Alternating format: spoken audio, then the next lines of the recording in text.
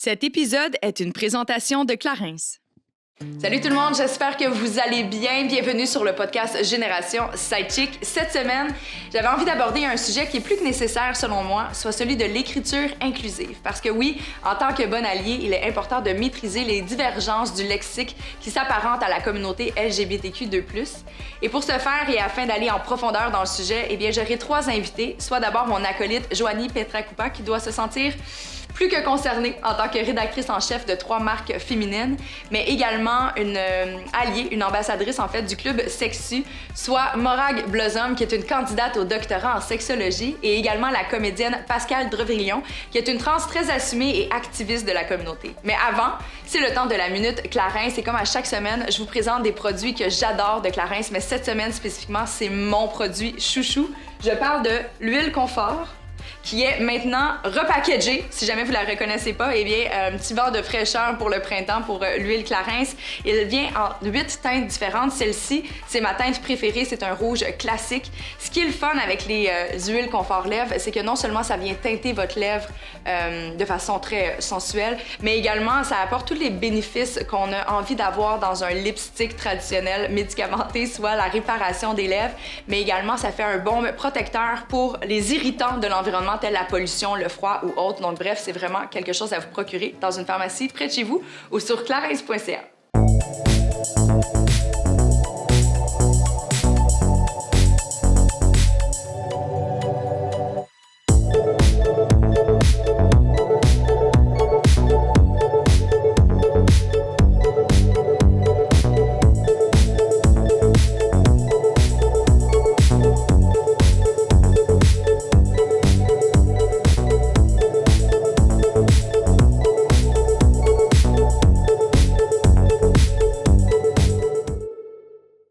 Allô les filles! Allô! Comment ça va? Bien, bien. Oui? Ça va très bien. Ici, le printemps, puis ici, on est en milieu de saison. On est en parce que moi, je transition. suis super... tu sais, on dirait que je marche dans les prés. Puis, Donc, c'est un beau Ouais, nuage y a- de pluie printanière. voilà. Comment vous allez? Ça va super bien, très contente d'être ici. Très heureuse de vous avoir dans le salon Génération Sidechick. Merci beaucoup pour votre déplacement, en fait, parce qu'aujourd'hui, on va aborder un sujet qui me tient particulièrement à cœur présentement. Oui. Et Joanie m'a tenu la main dans les dernières semaines par rapport à ça. Puis je l'ai dit d'emblée en introduction, là, mais c'est vraiment tout ce qui a trait à l'écriture inclusive, la façon de... les appellations, le lexique à utiliser. Tu sais, aujourd'hui, ça devient... C'est le fun de voir qu'il y a une transformation. Oui. Mais c'est difficile des fois de l'appliquer à bon escient puis de l'utiliser de la bonne façon aussi. Puis je pense qu'on manque énormément de connaissances par rapport à la provenance, par rapport à la réelle signification derrière plusieurs mots. Fait qu'aujourd'hui, je voulais faire appel à vous pour qu'on puisse en parler longuement comme ça.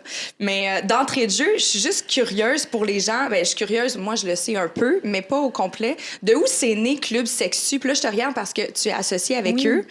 Mais juste pour qu'on mette la table, sachant que c'est un peu grâce à eux que tu es ici avec nous aujourd'hui. Oui, exact. Ben, en fait, c'est né d'un projet de Geneviève Bergeron et Maud Huysmans, en fait, qui voulaient aborder la sexualité de façon décomplexée, sans tabou, sans jugement, mais aussi de façon ludique pour qu'on puisse l'aborder justement pas constamment dans un contexte sérieux.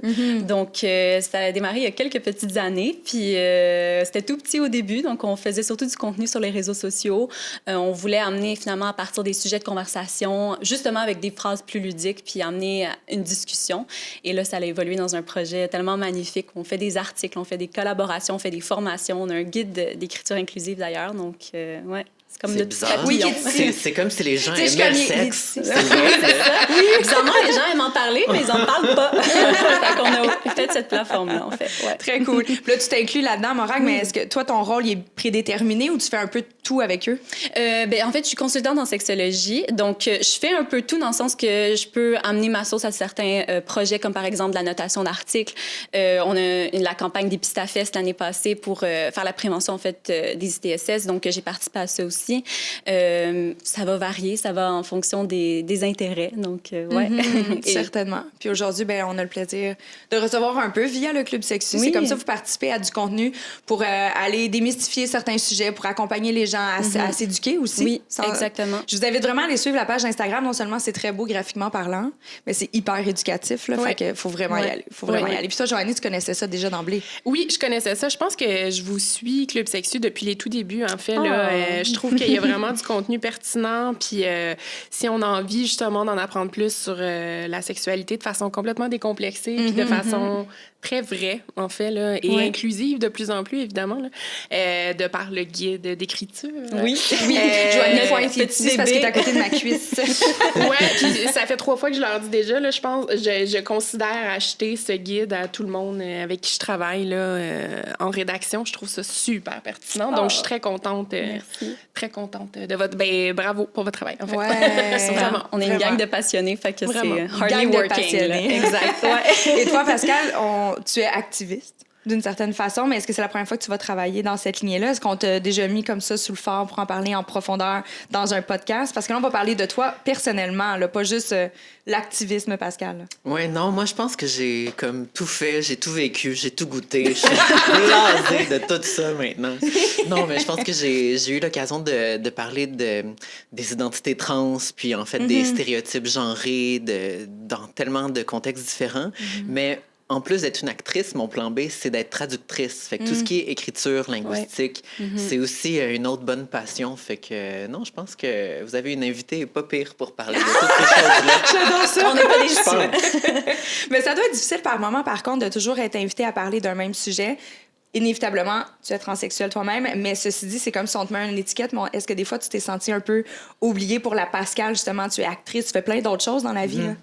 Mais je pense que le rôle que j'ai à jouer aussi dans ma réalité, au-delà de mes aspirations artistiques, c'est d'aider un peu à faire avancer les choses, à brasser les consciences, puis aussi à ce que les gens se posent des meilleures questions, tout simplement. Là, je prétends pas avoir toutes les réponses, mais on a besoin de se poser des meilleures questions. Puis, tu sais, juste une chose que tu as dit, tu sais, tu as dit le mot transsexuel, puis juste ça, personne ne le sait, mais c'est un mot qui commence à être de plus en plus daté. Fait qu'aujourd'hui, on a tendance à dire juste trans, un petit mot simple qui réunit tout le monde. Puis, les personnes trans, queer, non-binaires, c'est quand même une grande famille très, très diversifiée. Fait que faut juste apprendre à en parler. Tout à fait, effectivement. Puis je pense que c'est un peu, en fait, pas un peu, c'est beaucoup ça que je voulais faire aujourd'hui parce que l'objectif du podcast, c'est né, j'ai eu envie de vous inviter provenant d'un, je vais dire un problème, entre guillemets, mais voulant être une bonne alliée, justement, il y a des mots qu'on utilise, il y a une éducation à faire, il y a des fois juste un manque de compréhension. Et lors de la transformation de Génération Sidechick, pour avoir une anecdote plus précise,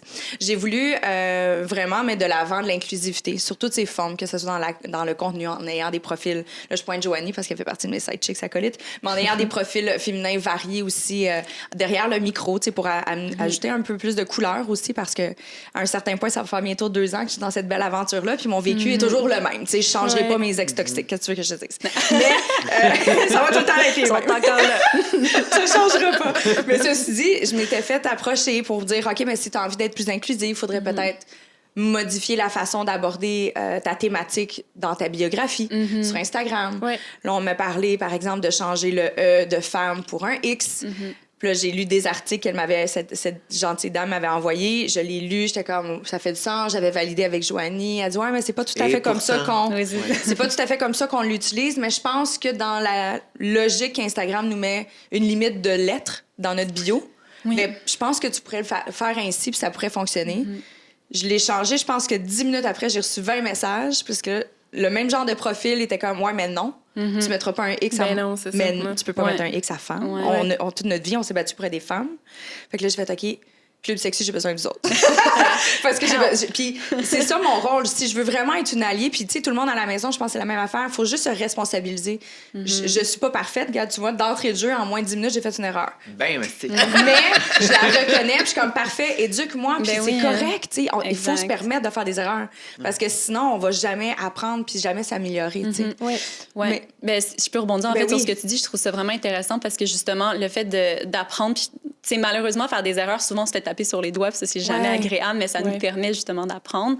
Maudit égo. C'est ça. Mais oui, tu sais, puis surtout sur la sphère publique, tu sais, t'as emmené l'enjeu justement de faut que ça soit concis, faut que ça punch, faut que les gens se sentent reconnus rapidement. Donc, tu peux pas faire un paragraphe qui explique Mon Dieu, j'ai encore... Mais en tout cas, tu peux pas faire un paragraphe, en fait, qui explique ton positionnement politique et... Puis aussi, le genre, ben veut pas, on s'en rend compte aujourd'hui. On a beau dire que c'est de la sphère privée, c'est politique. Ouais. Donc, il va y avoir des avis pour, il va y avoir des avis contre sur différents choix. C'est ça qui fait qu'on apprend, c'est ça qui fait qu'on évolue aussi. Mais je sais pas si tu voulais rajouter quelque chose. Ben, il y a beaucoup de nouveaux mots. Puis, je pense que n'importe quel néologisme va avoir des pour et des contre. Fait qu'il faut juste... faut se renseigner, puis il faut écouter le feedback aussi, puis il faut pas non plus se sentir insulté quand on doit réajuster le tir. Je pense que c'est... On explore, on essaye, puis on est dans les médias aussi, là. On est dans la nouveauté, dans cette effervescence-là. Fait que si c'était tout parfait, ce serait beige en tabarnouche, là. Puis pas beige beau comme ici, beige poche. Un beige poche. Ouais. Je pense qu'elle parle de notre tenue. Oui, c'est ça, je me sens bien, là. C'est correct. Mais justement, tu le dis bien, Pascal. Joanie, toi, tu es rédactrice en chef de 3 marques. Je vais dire magazine, mais encore une fois, c'est multiplateforme. Mais ceci dit, tu as quand même une responsabilité hyper pointue dans la cohérence des mots qui vont être véhiculés au travers les marques. Comment tu vis cette transformation-là qui s'établit dans les dernières années par rapport justement à la sensibilité que les gens ont face aux mots qu'on va utiliser dans les médias? Bien, écoute, c'est une super bonne question. Puis justement, cette semaine, je me faisais la réflexion à l'endroit de justement la Journée internationale des droits des femmes. Je pensais beaucoup à cette question-là, puis je me disais... c'est hyper... Tu sais, c'est sûr qu'on a une mission, quand on travaille dans un média, d'être hyper renseigné, de faire nos recherches, d'utiliser les bons mots et tout ça. Puis en même temps, il y a une facette de la situation que je trouve un peu difficile dans le sens où j'ai l'impression qu'il y a énormément de pression de la part des gens. Puis on a dit la phrase tout à l'heure qu'on était juste entre nous 4 là, avant que les caméras roulent. En fait, je trouve que les gens sont hyper impatients puis veulent le changement pour hier. Puis il faut comprendre aussi qu'un média, ça se change pas comme ça. Ça dépend de la grosseur du média, de l'amplitude un peu de tout ça. Mais c'est sûr qu'il faut... être patient quand on met en place des changements comme ça. Ceci dit, écoute, si je peux me permettre, ne serait-ce que par expérience, de travailler dans des médias féminins, je trouve que la charge mentale qui est déposée sur les épaules des équipes de rédaction de magazines féminins est incroyablement lourde et immense.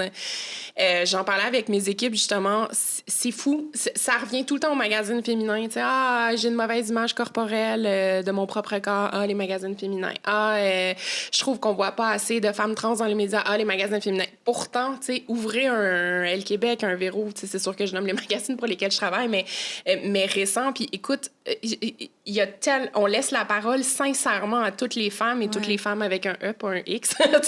Toutes les femmes, toutes les personnes qui s'identifient comme telles. Écoute, on leur laisse la parole, on leur laisse la place. Je pense qu'on le fait bien. Pour ce qui est de l'écriture inclusive, je suis super contente d'avoir la conversation avec vous 3 aujourd'hui pour parler de ça parce que justement, je pense que je suis rendue là à comme intégrer ça de façon constante et je sais pas comment dire, pour le futur.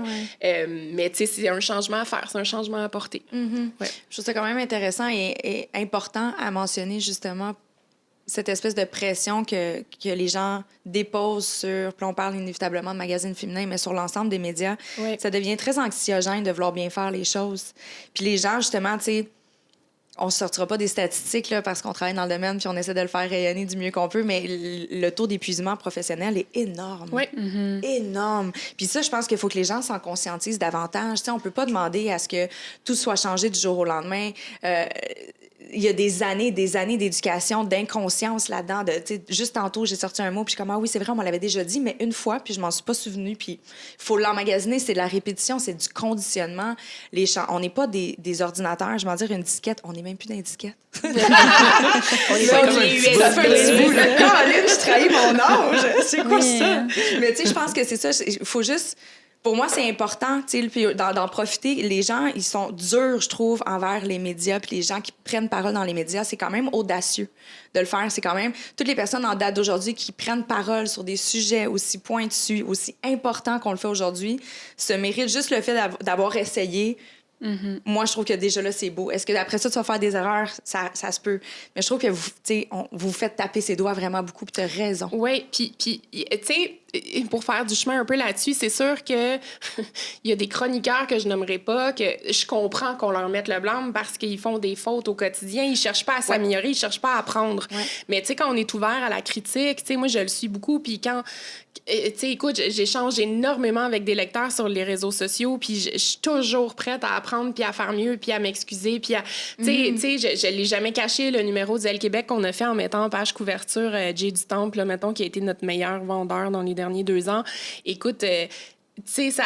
J'ai eu une personne de la communauté trans montréalaise que j'aime beaucoup, qui est un homme trans, qui m'a écrit pour me dire hey, ça se fait pas ce que vous avez fait. Vous avez mis de l'avant un homme qui emprunte au code féminin, tu sais, qui au niveau du maquillage, au niveau des ongles, au niveau des vêtements. Puis c'est un peu irrespectueux envers la communauté trans qui a vécu toutes ces années-là négativement ces touches-là, disons. Puis Jay du Temple, lui, il se fait encenser, puis il fait une page couverture. Puis, tu sais, des fois, c'est des billets qu'on sait même pas qu'on a, qu'on réalise même pas. Tu comprends? C'est pas avant qu'on te l'ait pas dit, en fait. Puis c'est une fois que c'est fait, puis je suis comme, merde, on a-tu foiré, tu sais. Mais en même temps, tout ça s'argumente aussi, hein. Ouais. Tu sais, je veux dire, il y a pas de vérité ultime dans tout ça, mais c'est vrai que ça met complètement en lumière le fait qu'on est dans un système à 2 vitesses où une personne qui a déjà un certain statut va pouvoir emprunter au code queer. Exact. Et ça, c'est quelque chose que Madonna a fait avec Vogue. Je veux dire, c'est vieux comme le monde, là, mais le monde straight qui vont emprunter dans le code queer pour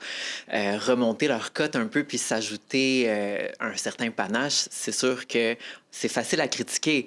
Mais après, il reste que Jay du Temple, il fait pas ça juste pour le look. Tu sais, il a lui-même une certaine approche par rapport à sa féminité, comment il la montre. Fait que, comme dans n'importe quoi, là, c'est bien d'avoir reçu cette critique-là parce que t'as des meilleures questions, mais ça veut pas dire que vous avez eu tout faux non plus, là, tu sais. Non, puis tu sais, il est comme il est, puis je suis contente qu'on l'ait présenté avec les codes empruntés ou pas pour montrer le vrai Jay, tu sais, si vous me suivez. Oui. En même temps, je suis très contente qu'on m'ait signifié ces billets-là parce que la prochaine fois, peut-être que je vais inclure ça dans l'article, tu sais, peut-être que je vais lui poser une question par rapport à ça. Puis après, lui, tu sais, il s'est défendu du fait, tu sais, puis c'est un super allié des communautés queer, le Jay, en plus, tu sais. Il est super top, là, puis on l'aime d'amour. Fait que, tu sais, mais j'ai trouvé ça plate que pour lui, en plus, il ait à se défendre de ça. Je me disais, mon Dieu, mais tu sais, quel cafouillis. Fait que, tu sais, juste de pas mettre de la pression autant de charge mentale, des fois, sur les dos des équipes qui essaient vraiment juste de présenter quelque chose de façon différente ou nouvelle ou, tu sais, juste vrai. Des fois, c'est lourd. Voilà. C'est comme s'il y avait toujours une espèce de perception que... Attends, comment le dire? Comme si, ultimement, on voulait mal faire. Des mauvaises intentions. Ah oui, je fais ça juste pour avoir de l'argent puis vendre mon magazine. Oui, c'est sûr qu'il faut qu'il y ait une pérennité de toute entreprise. On s'entend, l'objectif de sortir un magazine, c'est que ça se vende en kiosque. On s'entend. Mais ceci dit, il y a un côté très créatif, très artistique. L'objectif de mettre quelqu'un en couverture, c'est de faire rayonner la personnalité. Jay, est-ce qu'il est? Est-ce qu'il serait supposé de se teinter juste parce qu'il est en couverture puis justement de se modifier? Ouais, ça serait pas l'objectif. Le but, c'est de le mettre en lumière, lui, pour son talent, pour l'ensemble de la personne qu'il est.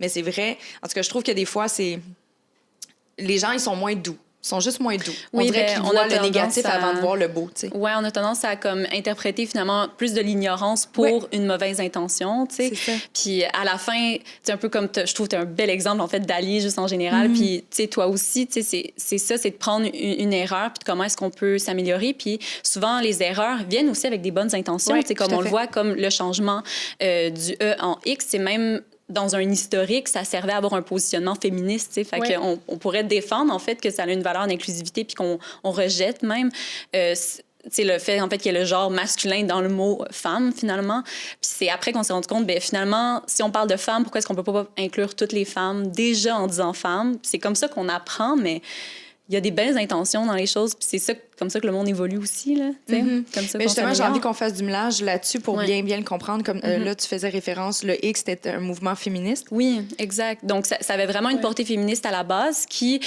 tu sais, ça date comme l'apparition du mot, je pense que ça date au moins des années 70, là, c'est pas maintenant, mais ça a comme vécu un renouveau finalement dans les années 2010, puis ça a été repris par plusieurs mouvements féministes, en fait. Puis suite à cela, finalement la popularisation aussi dans la sphère numérique, il y a des gens qui se sont positionnés pour dire, ben pourquoi est-ce qu'on a besoin de changer le mot femme pour parler de toutes les femmes? Est-ce qu'on sous-entend pas finalement qu'il y a une femme qui va être la femme hétéro cisgenre et que les autres femmes sont le X finalement? Fait que c'est pas si inclusif que ça parce qu'on a comme créé un autre mot parce que finalement on n'inclut pas au mot original, et du fait aussi que ça enlève aussi aux personnes qui sont pas des femmes cisgenres, en fait, de pouvoir même se reconnaître dans le mot femme. C'est comme si on leur enlevait ça. Tu fais partie de la catégorie X. Fait que finalement, c'est pas inclusif, mais... l'idée de l'inclusion aussi est quasiment une tendance qui est arrivée il n'y a même pas si longtemps que ça. Là. Je me souviens, à l'époque, on était au secondaire, on parlait encore énormément de tolérance. La tolérance, c'est vraiment le point zéro. Là. C'est d'accepter de rien faire si l'autre nous dérange. Mais l'inclusion, puis l'accueil, puis avoir la nuance dans toutes ces affaires-là, c'est relativement récent, là, socialement, qu'on parle vraiment de ça comme une valeur importante. Oui, c'est de le faire activement, en fait, comme tu dis, puis pas juste ça me dérange, mais je vais pas dire quelque chose. On n'est plus là. On va considérer la valeur, de chacun, chacune. Là, fait que, Mais je suis curieuse dans cette lignée-là par rapport à ta profession en tant que telle, Morag. Pourquoi tu t'es penchée vraiment spécifiquement là-dessus? Pourquoi tu as voulu faire de la recherche? Oui, bien, ça a pas mal évolué. En fait, moi, en ce moment, je fais un doctorat en sexologie et tout mon parcours, finalement, scolaire s'est situé là-dedans. Puis j'ai étudié, lors de ma maîtrise, en fait, la transition avec hormonothérapie des hommes trans, personnes trans masculines sur YouTube. Et c'est vraiment, en fait, cet accès aux communautés en ligne et qui m'a fait réaliser beaucoup de choses, en fait, sur nos a priori du genre et à quel point, quand tu vis dans un système qui est binaire, tu remets pas ça en question du tout, en fait. Donc, ça va de soi, en fait, que quelqu'un qui ne convient pas, comme par exemple une personne trans, qu'on va dire, je reprends avec l'exemple Woman X, on va dire que c'est pas une femme-femme, parce que notre idée de la femme, c'est une femme cisgenre. Et donc, après, c'est autre chose. Mais non, tu sais, on peut être né avec une assignation, en fait, de notre sexualité, puis évoluer là-dedans. Puis même moi, en tant que personne cisgenre, j'apprends beaucoup de ça. J'apprends à remettre en question les a priori. J'apprends à remettre en question aussi cette polarité entre, tu sais, masculin et féminin. Pourquoi ça a besoin d'être en dualité? Puis là, après, ça m'a donné place au Club Sexu, puis on aborde. Alors, c'est ça. C'est vraiment ce questionnement du genre que je pense que tout le monde, en fait, peut bénéficier. Mais il faut être quand même solide pour être capable de se poser ces questions-là puis de redéfinir juste masculinité, féminité. Quand c'est des grands mots intenses avec lesquels on a tellement grandi, il faut se sentir solide là, pour être capable de questionner ça puis de creuser dans ces zones-là. Est-ce que toi, tu le fais, Pascal? Ah, mon Dieu, mais oui, mais ça aussi, c'est relativement récent. Je pense que pendant très longtemps, j'étais pas capable de définir clairement ce que j'étais, mais je pouvais clairement dire ce que j'étais pas. Je savais que j'étais clairement pas un garçon. Peu importe à quel point j'ai essayé jusqu'à 17, même 18 ans, j'ai vraiment essayé d'être un gars parce que c'est ce que mon corps disait et donc c'est ce que le monde peut-être me demandait d'être. Mais ouais, c'était juste pas ça, en fait. J'aurais vraiment aimé ça, que ce soit ça. Ça aurait été bien moins compliqué. Ça aurait été bien plus simple. Puis après ça, à l'inverse, c'est là, on est en 2007-2008, à une époque où les personnes trans étaient encore vraiment dans l'ombre. Fait que ma solution, ça a été d'aller dans l'autre extrême, de devenir cette femme-là le plus possible, le plus furieusement possible. Mais c'était pas tout à fait ça non plus. Fait que c'est sûr que je suis une femme, mais je pense que je suis aussi une femme non-binaire. Puis parce que je suis trans, j'ai un autre historique, peut-être d'autres intérêts, d'autres opinions, d'autres points de vue. Fait que c'est juste super complexe. Puis on peut pas s'attendre à ce que tout le monde soit capable de plonger dans cette complexité-là. Ça en demande beaucoup là, aux gens qui ont juste pas le goût de se le demander. Fait que quand ils ont pas le goût de se le demander, je dis oui, je suis juste une femme. Ou même plus simple que ça, non, juste une jeune femme, juste une fille. Juste une petite fille. Juste une actrice, tu sais, puis là, tu commences à réduire là, tranquillement pour que ce soit plus facile à comprendre. Ouais. Là, je dis ça, puis comme, il y a quelque chose que je trouve triste là-dedans de devoir se réduire pour que l'interlocuteur comprenne qui on est. Là.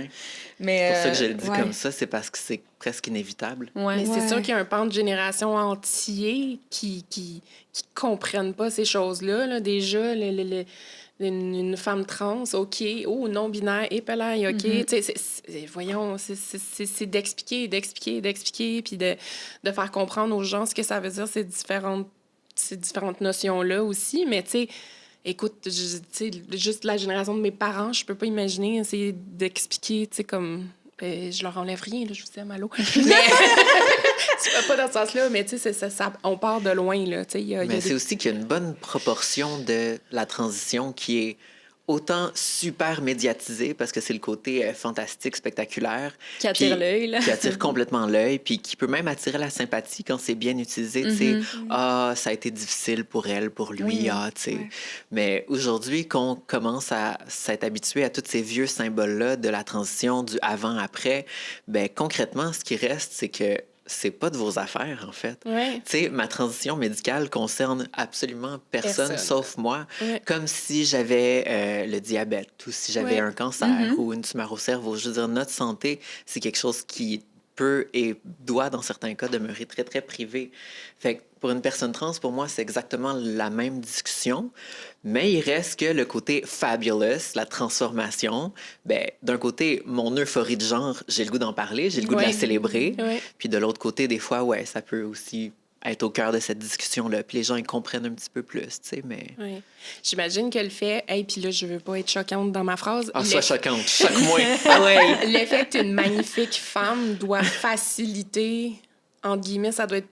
Je sais pas, c'est une question que je me pose sincèrement. Je me dis, est-ce que c'est plus facile? Premièrement, merci. J'adore que tu prends une voix mielleuse pour les remerciements. Un compliment sincère et honnête. Mais tu sais, je me dis, ça doit être plus facile pour une femme magnifique, une femme trans magnifique qui correspond aux standards féminins de la société qu'une femme trans qui se fait encore énormément mégenrer. Ça doit être plus facile, en gros guillemets, ou pas tant? C'était comme une question que je me posais, en fait. Ouais. Mais tu sais, ça, c'est l'idée de l'apparence. Je pense qu'au départ, au début d'une transition, ça doit être vécu par la plupart des personnes trans, c'est une question de sécurité. Ouais. Il faudrait que je réussisse autant que possible à passer un petit peu inaperçu parce que ça va être plus facile pour moi après. Ouais. Plus sécuritaire aussi, là, si je peux me permettre. Là, des fois, tu sens que tu n'as pas le choix, là, tout simplement. Point de vue sécurité. Oui, absolument. Vraiment. Ouais. Puis, tu sais, c'est surtout peut-être à partir de mon point de départ où j'étais une personne extrêmement flamboyante, toujours un petit peu gothique. Fait que j'ai jamais été très, très discrète de toute façon. Fait que, tu sais, mes amis, ma famille, ils savaient déjà que j'étais un petit peu, comme dit ma mère, un feu d'artifice. C'est beau! Oui, c'est vraiment, j'adore! Mais je pense que, quand j'ai vraiment amorcé ce changement-là puis assumé mon genre féminin, c'était une question de sûreté. Il faudrait que je réussisse à gommer les côtés masculins le plus possible juste parce que ça va être plus facile de passer inaperçu un petit peu. C'est ça. Puis après ça, l'actrice en moi qui veut travailler, qui veut être une femme belle, jeune, sexy, qui travaille, ben oui, là, j'en ai rajouté un petit peu plus. Fait que, j'ai peut-être été touchée par un ange ici et là à quelques moments. Je l'admets. C'est tout le même ange. Il était versatile, ton ange. OK, c'est peut-être plusieurs anges. Peux-tu nous donner sa carte? Puis encore ça, je pense que c'est une autre affaire. C'est pas par rapport au genre, c'est par rapport au fait que je suis un petit peu peut-être superficielle, puis peut-être un petit peu narcissique. Genre, je suis obligée de l'admettre, là, comme on est. Genre, on ferait pas la job qu'on fait devant une caméra si on naissait se regarder complètement puis qu'il n'y avait rien d'autre dans la vie. Là. C'est certain. Non. Mais je dis ça, puis je le sais pas. Puis peut-être que ça s'est partagé, mais pour certains, plus c'est une parenthèse qu'on fait hors sujet, mais des amis comédiens, comédiennes détestent se regarder, ils ne se regardent jamais jouer. Les autres veulent juste jouer. Ils veulent juste incarner leur jeu. Mais ils se regardent jamais à la caméra. Fait que je présume que ça doit varier.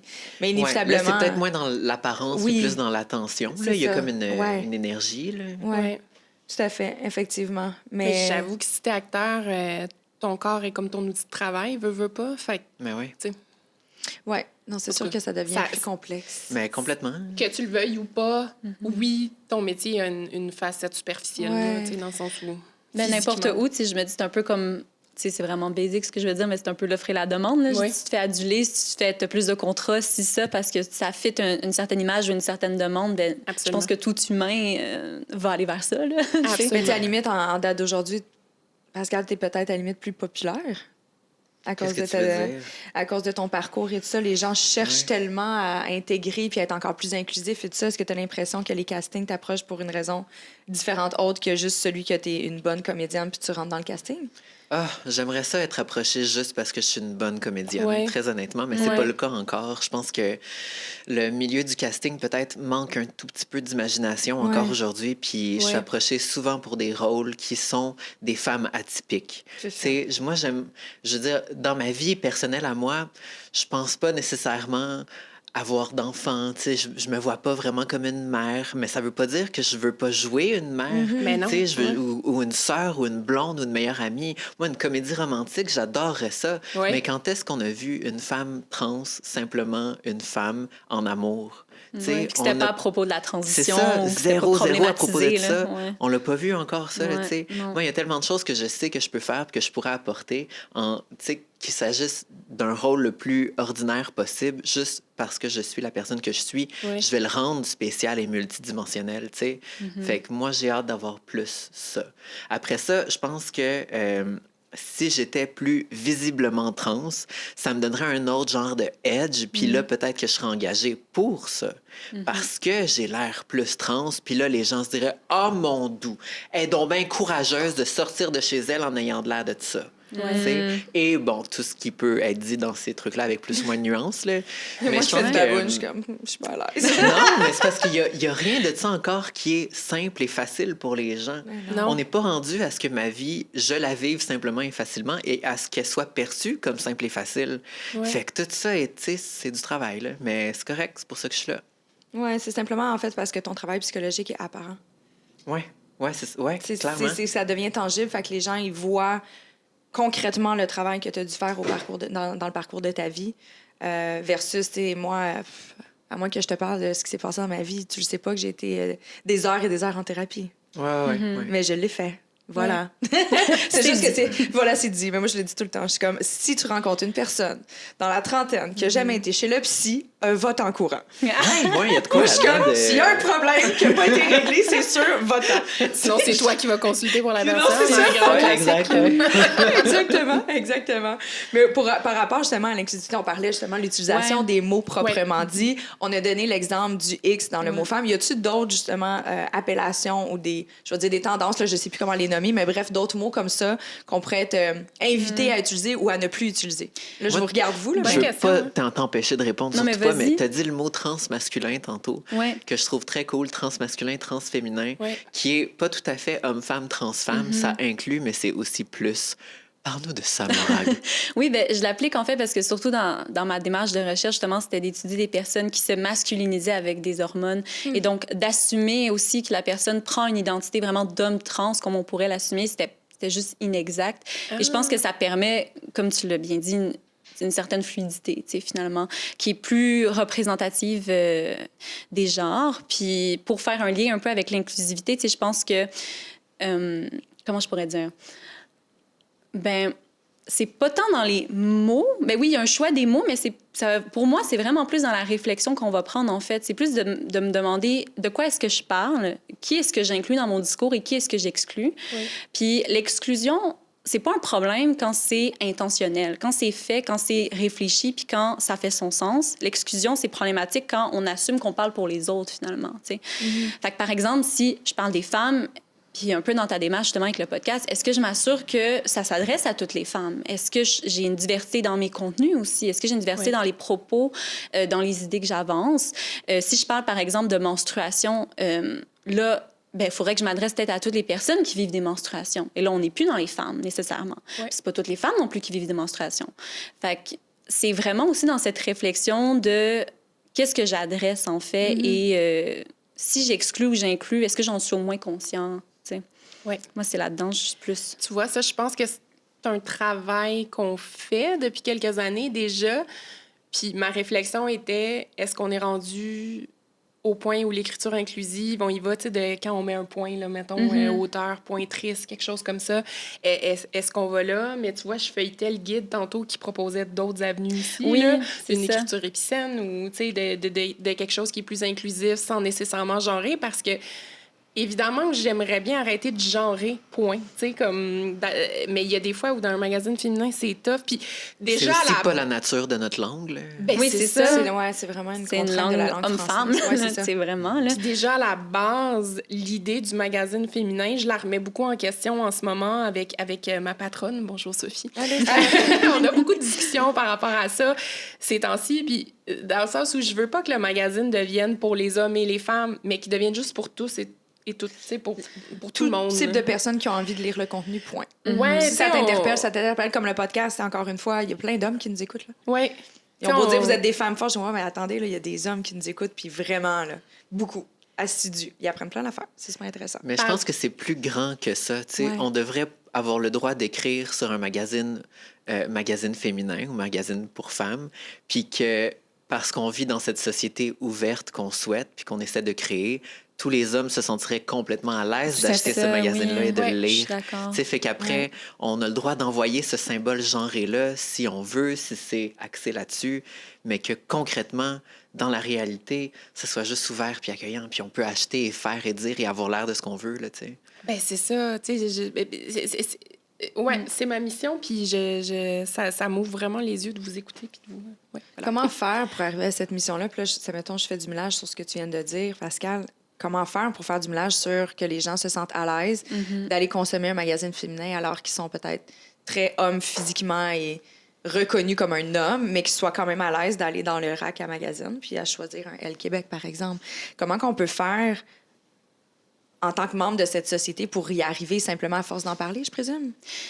Ben oui, à force d'en parler, oui. Puis, tu sais, j'ai l'impression qu'avec l'inclusion ou l'inclusivité, comme on veut l'appeler, c'est un peu le fou la poule, là, dans le sens que plus il y a l'inclusion, plus aussi on a une diversité de modèles. Tu sais, si on reprend l'exemple de Jay du Temple, oui, tu sais, moi, je suis une des personnes qui est quand même départagée parce que, justement, il y a une certaine appropriation des vécus queer. Puis, en fait, c'est pas tant qu'il y a une appropriation, mais c'est plus qu'il y a tellement une invisibilisation, une violence aux personnes queer. Puis là, on a un homme, encore une fois, cis, hétéro, blanc, là, sur un piédestal. Tu sais, c'est ça, en fait. C'est notre société qui crée cette dynamique-là.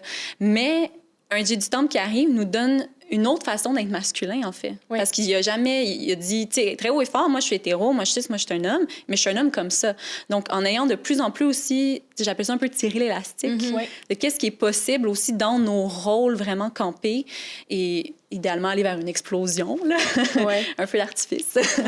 Moi aussi, j'ai tendance à parler de l'élastique, tu sais, Ouais. voir jusqu'où on peut tirer, mais c'est aussi, je pense, à se demander pourquoi on parle de ces choses-là concrètement, puis pas juste en parler parce qu'on sent qu'on doit en parler, mais en parler avec un point qui nous touche, nous. Fait qu'est-ce qu'on présente un ou une nouvelle artiste? Est-ce qu'on parle d'un livre, d'une œuvre? Est-ce qu'on parle d'un mouvement politique? Il faut se demander pourquoi on en parle. Puis si au cœur de pourquoi on en parle, on a quelque chose de fort, c'est sûr que tout le monde va apprendre et être inspiré de ça.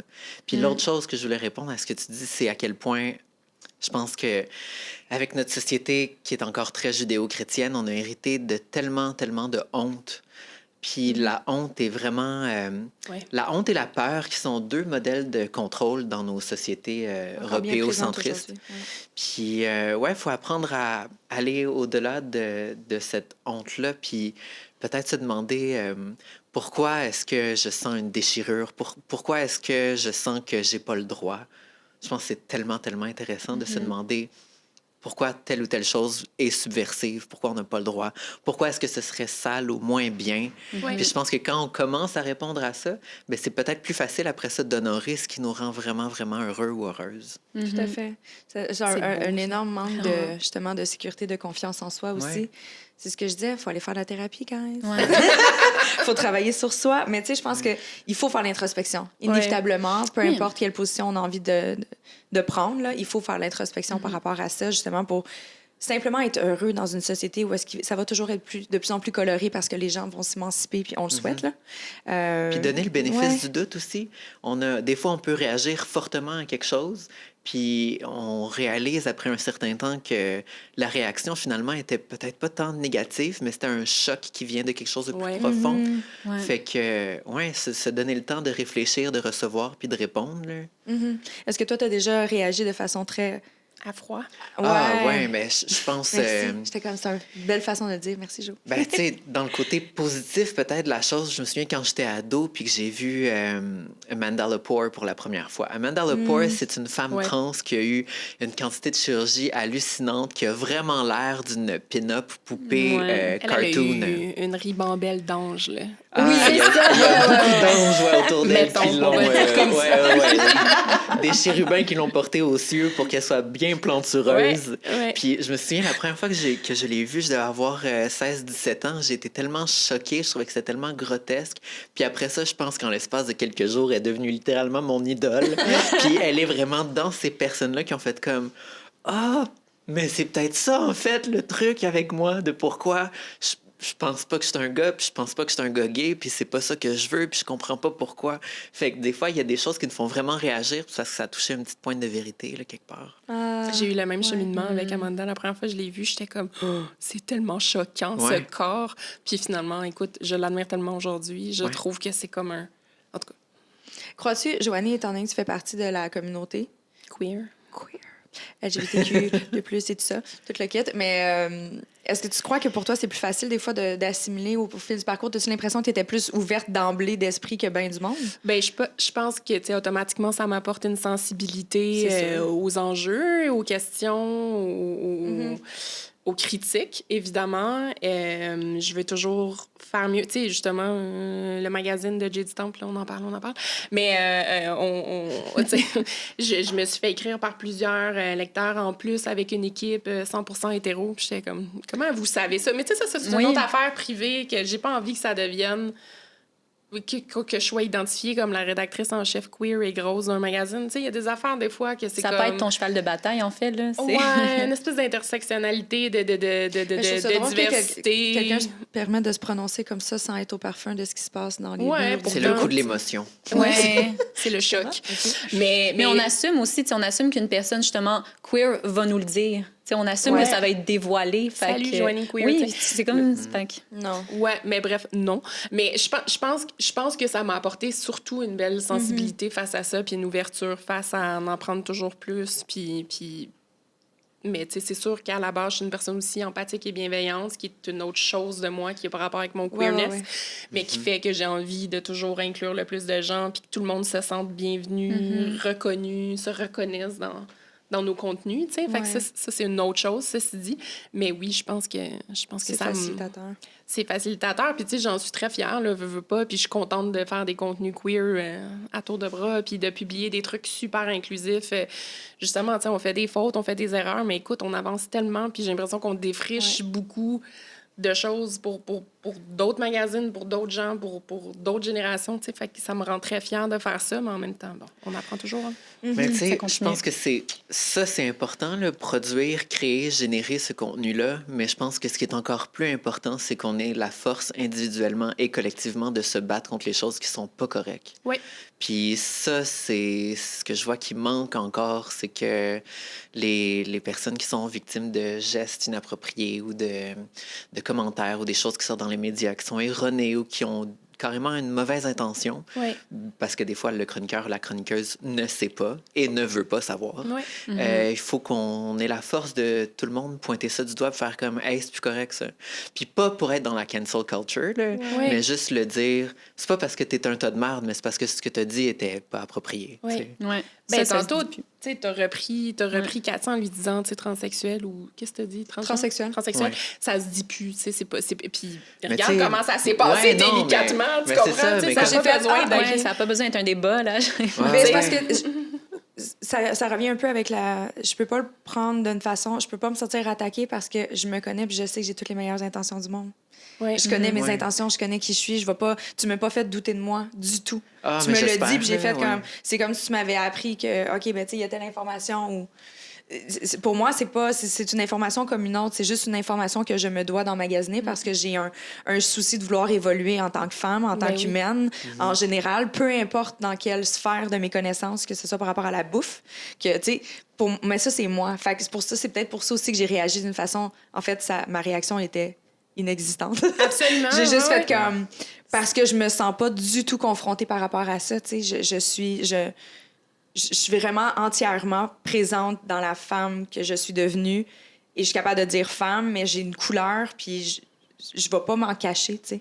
Je suis super ouverte. Puis de toute façon, je pense que ça va de ça aussi. Je ferais pas ce genre d'épisode-là si j'avais pas les bonnes intentions, là. Mais ça se fait à deux aussi, là, tu sais. Ouais. Je pense que d'un côté, j'ai un besoin de plaire immense parce que je suis une actrice, mais de l'autre côté, c'est aussi parce que j'ai vu énormément de personnes trans être encore beaucoup dans leur souffrance, dans leur douleur, puis à la place d'avoir un talent de conciliation, ils brûlent des ponts.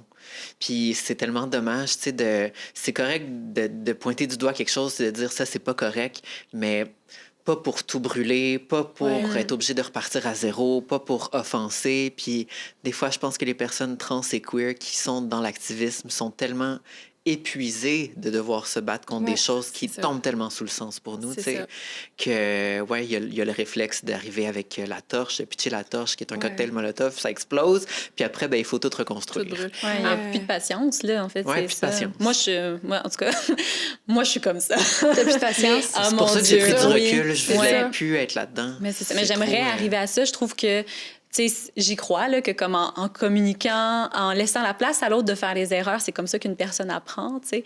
Mais je comprends tellement cette colère, tu sais, oui, puis qui me dépasse. Puis à chaque fois, je suis comme, maudit, puis là, je dors mal la nuit. Mais oui, mais dans un monde idéal, mais moi, ça me fait réaliser que, idéalement, on arrive à ça, mais c'est un peu comme c'est une grande force, en fait. C'est même comme toi aussi, de prendre la critique puis de te sentir que, justement, ça ne t'ébranle pas comme être. C'est une grande force que tu as puis qui n'est pas donnée à tout le monde. Oui, aussi. Fait que...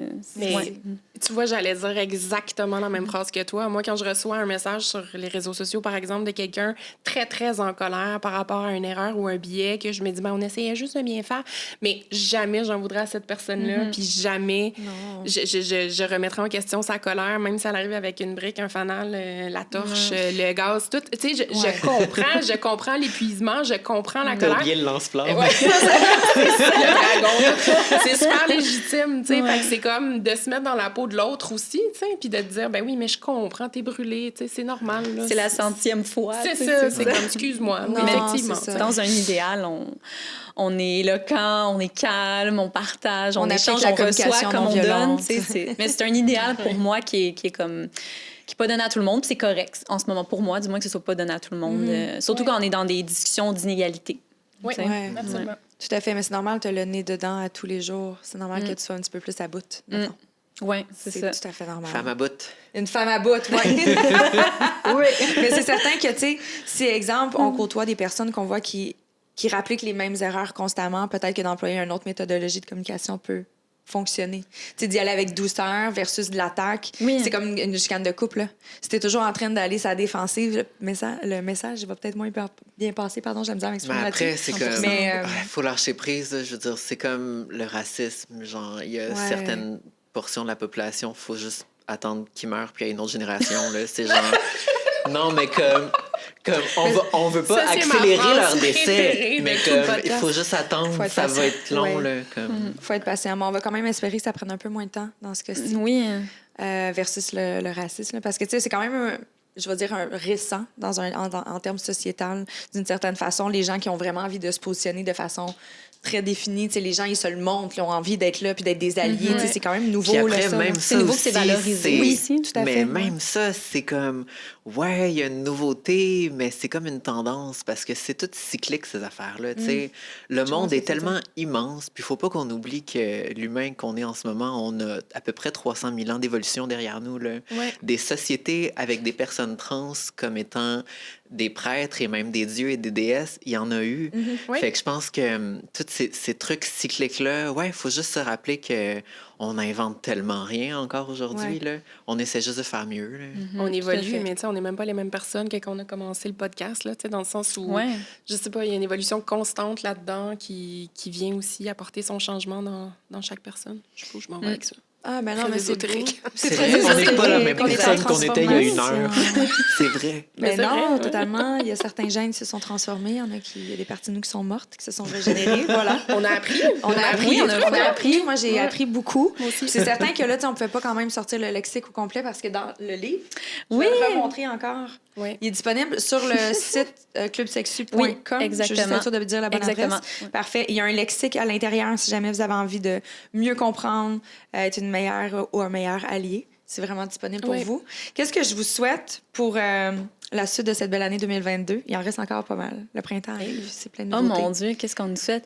Ben, honnêtement, moi, de l'évolution, de l'effervescence, je pense, dans les discussions. Je pense qu'en ce moment, les questions, justement, de genre, d'inclusion, qu'on soit dans les diversités ethnoculturelles aussi, je nous souhaite d'en parler plus, je nous souhaite qu'on soit plus exposés, je nous souhaite qu'on apprécie plus aussi ces échanges-là. Tout à fait. Wow. Ben, je vais dire toi aussi, Joanie, là, quand ta fête est là. Qu'est-ce qu'on te souhaite? Ouais, c'est une bonne Quand question. ta joie... Non, toi, je veux rien savoir, on va savoir bientôt. On va te souhaiter les affaires. Je sais pas. On souhaite de continuer à apprendre, à avancer, à s'ouvrir à tous. Oui.